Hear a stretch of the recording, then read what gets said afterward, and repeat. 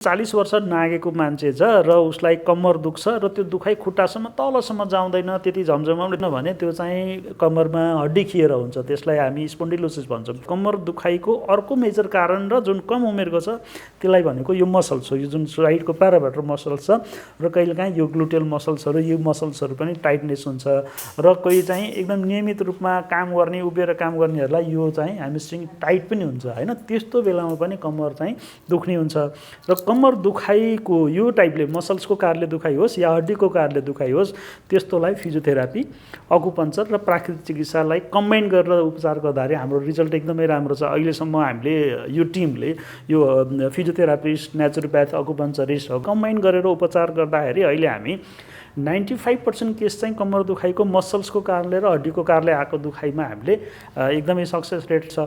उपचार सँगसँगै बिरामीले पोस्चरमा ध्यान दिनु पर्यो, विविध पोस्चरहरू मिलाउने र हामीले चाहिँ एक्सर्साइज पनि सिकाएर पठाउने गर्छौँ। त्यसले गर्दाखेरि मसल्सको कारणले आउने कम्मरको दुखाइ, हड्डी खिएर आउने कम्मरको दुखाइमा हाम्रा पद्धतिहरू एकदमै प्रभावकारी छ र उपचार गर्न सम्भव छ।